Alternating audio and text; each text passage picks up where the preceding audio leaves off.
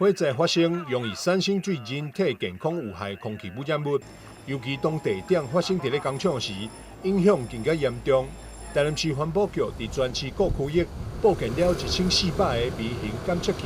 除了会当达到灾害预警的作用，嘛会当将空品相关的消息以上紧的速度传达给民众，提醒做好自我防护。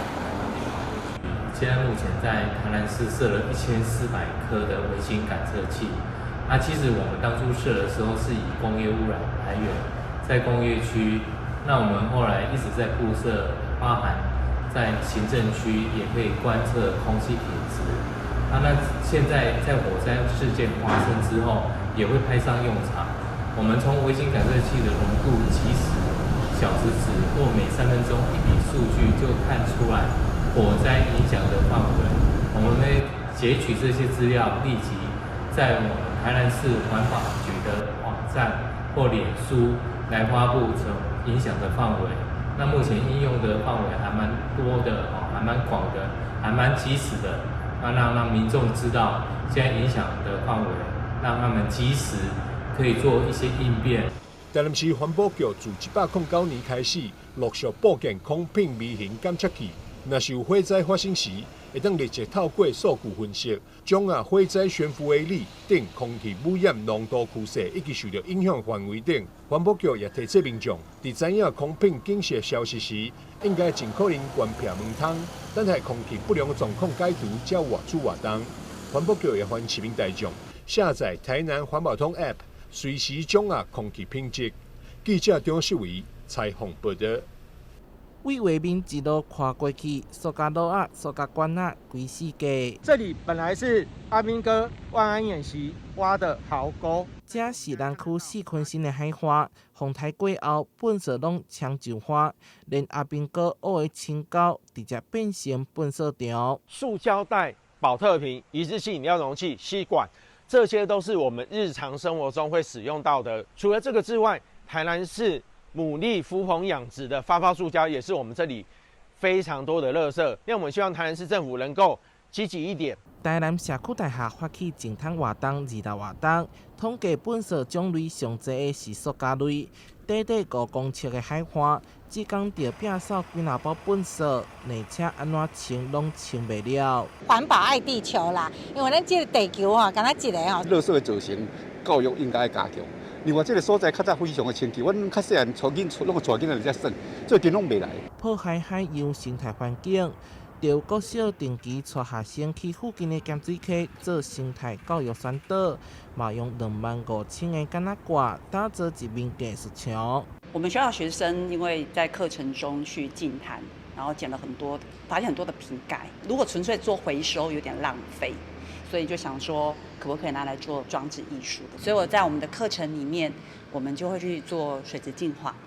对，是协助这推广环境教育的部分。那以去年跟前年相比哦，那111年的时候的我们清出来的海洋垃圾有高达4000公吨，那去年呢减少了，然后减少到2880公吨。那市府也会持续的继续的努力。市府表示，这几档海洋垃圾废弃物大当减少。同时，拢会定期做清理。台南社大呼吁爱为自身做起，做好环保，卖黑白当垃圾，幸福大自然一个清气的海洋环境。台南新闻社会采访报道。台南市议会临时会21号上午进行各委员会议案审查，其中建设委员会议员提案有8案，环保卫生7案。伫个建设委员会中，议员陈一丁也特别关心台南机场到越南胡志明市的复航进度，因为该航线对2016年启航，后来当着疫情，一直到去年1月来恢复，但10月又搁宣布取消，造成真侪台商甲新住民的不便。希望市府会用个尽速争取复航。对此，市府观光旅游局回应，目前有一定的进度。等待双方签订备忘录，才会用来确定。我们有听到，其实是很多越南的，不管是新住民或者是台商好朋友们，他其实是在反映说，因为停飞之后，2023年有恢复，但是10月又取消。那对他们来讲，他们真的这样往来非常非常不方便哦。而且其实很多云嘉南的不管是台商，很多的这个新住民，其实在仰赖这条航线哦，所以听说月姐已经送件了啦，那所以预计应该是有机会很快来恢复哦。那到底什么时候会宣布？是不是关旅这边预计是什么时候可以来宣布说到底什么时候可以恢复这个航线？已经谈到一定的进度，那个时间是已经给了，可是因为它是外籍航空哈，很怕之间讯息我们太早揭露，怕它又有一点点变数。那容我们跟过去的模式一样，就是谈到双方已经议定好，然后签了备忘录之后，我们再会对外来公布，预计今年底以前会完成。另外，伫环保卫生委员会有议员针对这届开明风台，希望市府会用个放宽补助的标准，甲补助的对象。虽然市府回应一切依照中央的补助办法，不过赵一林彭一方嘛建议，希望市府会用个苦民所苦，用市有算来补助。对此，社会局嘛回应会来查回建议。台南新闻林根采访报道。中央新闻在基隆，中嘉新闻在台北，中嘉新闻在新北，中嘉新闻在桃园，中嘉新闻在台南，中嘉新闻在高雄，忠实呈现最佳新闻。每周六下午1点，请锁定高雄都会台中嘉新闻周报，带给您最在地的观点，最有人情味的报道。台湾好新闻就在中嘉新闻周报。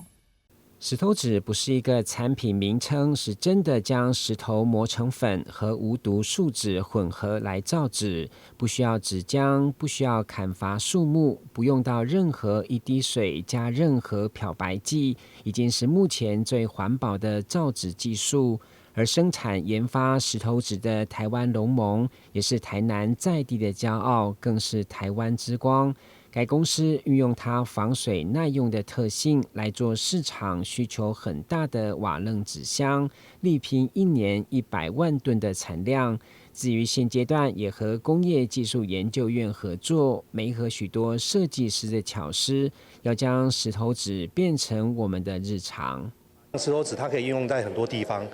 说实在，像我们那个纸箱，除了循环箱之外，它还可以用在这些蔬菜、水果、海鲜冷藏冷冻因为这跟我们的这个箱子跟材料的特色是特别的像。那当然，那个到最后我们有一个量产厂的时候那个年产50万吨、100万吨，那我们就可以直接切一次性使用的纸箱。但是在目前为止，我们都是在切循环箱，因为循环箱来讲，它重复使用第2次减碳的效果就是已经是除2了。如果能够重复使用10次，那就是除10。所以我们现在整个一个材料原本1吨的石头纸就可以减少390公斤等值的碳排。所以在这个的一个基础之上，能够在重复使用的时候，我们的一个减碳效果会更好。为了将石头纸的运用有无限的可能，特别在近零碳排的时代潮流，如何为环境永续尽一份心力，文化局长也心有所感。石头纸跟环境资源跟这个木头之间的关系，这个如果有一定程度的取代性的，我想这个当然一定会是一个我们今天所诉求的这个有序性，甚至于是环境上下的一个新的可能跟出路。您知道您所用的每一张纸、每一本书，不管是原生纸浆或再生纸浆，对环境都是一个负担。加上市场上产品包装美观的需求无法避免，所以如何善用石头纸来减碳，值得深思。记者郭文吉台南报道。来到台南永华国民运动中心，特别是羽毛球馆满满人潮，而且是非假日上午，除了有专业教练的指导为小学生基础扎根，还有就是租借场地的民众。根据了解，自巴黎奥运期间一直到林洋配再次拿下奥运冠军以后，场馆人数明显增加，从上午10点起到晚上10点时段全满，掀起一阵羽球热。因为奥运的关系，像我们羽球跟拳击的部分，我们课程都有很明显的成长。然后像羽球的课程我们有私人教练课程跟团体课程，我们近期暑假的关系，也是很多小朋友来报名我们的营队。像我们这边羽球场的话，我们几乎就是时段都是满的，对啊，比较难租借一点，因为我们这边的价格比较便宜，比较亲民一点。市民爱运动当然是好事，所以市府除了持续在永康、仁德、善化等区域新建全民运动馆，同时也会和大学院校合作，希望增加场馆的数量，以符合市民的需求和期待。那我们也会分区，在西北这边多办一些比赛，让我们这些小孩子能够从基础开始，能够多参加比赛，然后提升我们的竞技实力。那我们希望民众去那边体验，一方面运动，一方面能够了解一下我们这个拳击运动，它的比赛的规程啊，然后让自己有兴趣来去参与。除了最夯的羽球在球场运动变成一种潮流，另外原本相对较不普及的拳击，其实在林玉婷奥运夺金以后，台南市所属的国民运动中心若设立拳击、格斗竞技、泰拳等相关训练场馆，特别是女性朋友的询问度也很高，所以局长也希望市民从体验了解规则开始，增加兴趣，并享受运动的乐趣。记者郭文吉台南报道。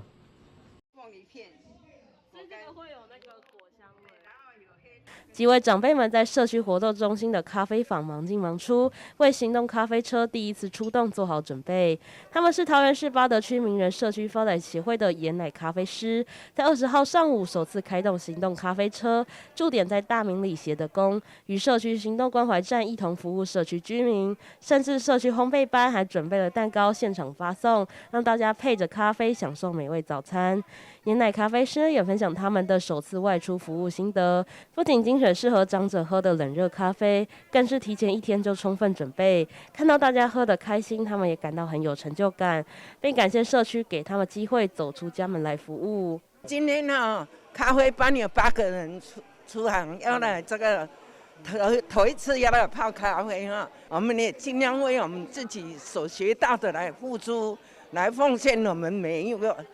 一个社区的人们，蛮开心的，因为昨天就已经很期待了，今天我们的出现就非常的开心，也谢谢我们单位，也谢谢我们那个社区，让我们有这个机会，我们这个年纪能够走出来。有鉴于社区发展协会或关怀据点常给人一个封闭小团体的感觉，为了鼓励更多居民愿意走进社区一起交流，日前名人社区发展协会和弘道老人福利基金会以及老挝咖啡共同合作，培训社区咖啡班长辈成为专业咖啡师，并以行动咖啡车来主动出击。而针对第一次出动的表现，协会理事长肯定咖啡师们的用心，接下来咖啡车也会继续开去其他地方，希望能借此充实长辈们的自我价值感。为了这个我们第一次的那个盐奶咖啡的行动车，大家长辈昨天就开始很兴奋，一直在准备。今天早上很早，大家就一起到那个社区门口集合，让大家长辈说，除了有信心可以走出社区大家服务以外，也让整个做团队的精神说大家分工合作做什么？那其他的志工也一起来参与。那昨天刚好我们的烘焙班也为了今天的活动，他也做了那个手工蓉那个蛋糕，说今天喝咖啡可以配蛋糕，所以今天准备了2个小蛋糕，跟现场的大家一起来分享。所以今天活动是相当的，我个人认为是相当的圆满。我们也预计说每1个月出去让长辈走出社区到别的社区做个交流走入人群，让他们透过这个活动找到他们的自我的价值，让他觉得说，我活到年纪虽然我已经是乐活的年龄，可是我还是可以做服务人群的一个动作。尽管第一次有些手忙脚乱，但想要回馈社会的热情却是掩盖不了的。社区期盼借由这样的计划，连接社区不同族群，并打破银发族只能被照顾的印象，让长辈们主动服务他人，实践社区共生之理念。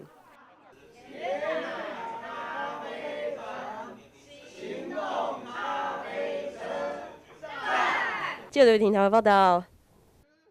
天气好热，拿出小电扇吹吹风，走进捷运站，怎么有人带着比我还要大只，在一个工具箱上安装一组电风扇，走到哪就可以吹到哪？难道是新卖的消暑神器吗？我们是每个人都发1台电风扇，然后让他们去挂在他们自己的那个维修工具箱上面。对，是我们自己做的。其实这是同仁突发奇想出来的，那我们觉得这个idea很好，所以我们就全课就一起使用。一开始的时候是同仁拿自己家里的废弃用的那个电风扇过来挂在这上面，那我们看到同仁在现场使用的时候，这个状态是很好的。原来是自己手做 DIY 加工的。高雄捷运公司维修购票机的同仁们，出勤都一定会带着一台，因为机器每天都需要24小时全力运作，所以保养时都需要打开吹风降温一下。主要是因为我们售票机还有我们的 FG 设备的话，它是24小时不停机在运转的。那它其实里面的话都会积存到一些的热量。那在同仁到现场作业的时候，如果将那个设备前门打开，它通常都会有一股热风向同仁迎面而来。那我们加这个电风扇的用意，就是在同仁在运作初期的时候，用这个电风扇去把设备内的热风把它吹散掉，让里面一个比较好的舒适的工作环境让同仁可以方便作业。平常最热的地方基本上是会里面的有一个主机叫 IPC， 那个是24小时都开着的，所以这个电风扇是必要带着这样子。哦，对，因为要让它降温。比起每天开着列车的车长们，巡视机台的工作看似比较不起眼，但是因为这群在幕后每天持续维护设施的人员们，捷运系统才能好好的运作，旅客们也可以顺利的购到车票。全线的自动售票机呢，现在全线有200台，最多遇到就是卡币跟卡钞。那因为旅客的使用硬币跟纸钞呢，因为有时候保养方式不妥，夹杂一些异物，然后我会跟着我们的售票机的通道进入到我们硬币模组或纸钞模组里面，然后造成我们的那个模组异常。投入钱币，抽出车票，这些看起来稀松平常的动作，都是一群人默默的在后方维护。平时走进捷运站，不如早早拖着大风扇的背影，跟他们说声辛苦了吧。记者孙军高雄报道。公平的手中接过奖牌，得奖者脸上都写满喜悦之情。汉方国际慈善基金会和台湾盲人重建院合作，27号上午举办第8届汉方文学奖颁奖典礼，征集包含集短篇小说、散文、新诗3种文类，并区分成大众组和视障组，总计有220件投稿作品，再由文坛大佬进行评选。而设立这项比赛的汉方国际慈善基金会董事长曾冯立明表示，一方面希望鼓励视障者以写作来抒发所思所感，另一方面也希望让视障者能与更多明眼人交流，增进彼此了解。差不多90%以上的盲人，他是意外的，是后天的。那对他们来讲这个世界一下就没了，你知道吧？那么呢，我办这一个文艺呢，文艺奖是让他们呢有那个疏解，还有把他的这个生命呢，是说有彩色这么样的一个平台。我自己的感觉是越来越好，那也越来越多人，我很开心啊，我也很高兴。当然，目的就是希望能够让视障者有一个联谊，还有继续展现自己才华的一个平台和机会。大概分成2组，不是只有视障组，也有一般就是明眼大众组。那目的也是希望借着跟明眼的在文坛上有兴趣创作的好朋友们，能够有一个机会一起交流，然后也让彼此更理解这个彼此的一个状况。当天获奖者也分享得奖感言，其中获得散文类视障组第1名的钟婉珍，写下失明又罹癌的自己，在母亲不离不弃的照顾之下，重拾活着的勇气。他认为书写对自己是种疗愈，也期盼透过文字记录，让自己的故事有机会激励其他人走出人生低谷，拥抱生命的美好。我觉得文字的本身其实就有一种很神奇的疗愈的力量。我自己本身在写完之后，我自己也受到鼓舞，因为这整个历程，其实我觉得，如果我从旁观者的角度，我也不敢相信钟婉珍怎么历经了视障，然后那当初脑瘤视神经萎缩，然后在鬼门关走了一回，然后现在居然还可以在癌末之中走出来，然后也希望说能够透过这个文字去鼓励到所有在生命挫折当中的人。其实我们真的不要放弃，生命当中有很多的爱跟希望，只要我们愿意打开我们的心，我们就会看见，让爱流进来。另外，比赛也发掘许多优秀创作者，比如获得极短篇小说视障组第1的陈冠伟，上一届也拿下新诗第1，这次则以优美的文字向点字大师致敬。而获得散文类大众组第1的黄建新，则以细腻的文字描写收复评审，在升大3的暑假夺下自己第1个文学奖，让他十分感动，也希望未来能透过写作让更多人了解视障议题。那关于我的作品的话，它其实是一个以意象的方式来去描述点字的一个世界，对。然后，但这篇文章本身它其实也是用来算是致敬给那个盲人点字法发明人的一个布莱尔先生这样子。其实我原本是要报散文，可是我发现字数超太多了。对，抄太多，然后只好改成报极短篇小说。入围当然就是很开心啊，就是很高兴能够又再入围一次。目标3个组别通通称霸一下。因为我当初觉得这个活动是非常有意义的，那我也想借这个机会来发表我的作品，希望有更多人可以关注视障朋友，希望有更多人加入关怀他们的行列，也希望这些故事可以被大家看见，非常开心，因为这是我第1个拿到的文学奖，那我也没有想过可以拿到这个奖，谢谢评审。汉邦国际慈善基金会期盼透过文学奖比赛，为热爱文学创作的视障者提供舞台，也让社会大众有机会能够看见视障者们的故事和想法，进而愿意向视障朋友伸出善意之手。而前4届的作品也在先前集结成册出版，有兴趣的民众可到盲人重建院官网购买，或者是到新北市图书馆查询借阅。记者玉婷新北报道。一袭华丽秀服装饰着满满闪亮珠宝，还有各式各样的录影带。5、6年级生对这个一定不陌生，因为这代表着台湾歌厅时代的璀璨招牌。蓝宝石大歌厅2天活动刚于8月4号结束，门票快速售罄，颇受好评。高雄市政府同步在高雄流行音乐中心推出蓝宝石故事展，搜罗展出复古文宣和巨星秀服，包含诸葛亮的一袭白色西装，让民众回味秀场的黄金年代。像我这个年纪的啦，大概大家都知道说蓝宝石大歌厅。记得我当时在林口长庚医院服务的时候，要从林口回来那个游览车上都还是一直不断的在重播诸葛亮的歌厅秀到现在网络还有很多迷因梗图说朱大哥还没死，这也代表说其实他非常深远影响整个台湾的演艺文化的这个发展。现场展出上百件收藏品，陈其迈大谈回忆，除了录影带，小时候曾看过歌厅秀，虽然看得没有很懂，但确实是存在在心中的宝贵记忆。有一个叫金声大歌厅，然后那个要散场的时候，你就可以进去，快要散场的时候，门就会打开，你可以看，那个叫这个戏尾啊就最后你可以跑进去看。那时候有看到什么样的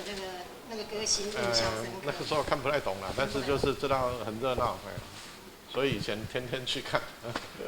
歌厅时代在台湾娱乐史上留下亮丽一页，华丽舞台、亮眼秀服、满场喝彩，也侧面反映出当时台湾社会的满满活力。这些留下的唱片和海报，便不只是物品，而是一代经典传奇。记者李江、李凡飞，公视报道。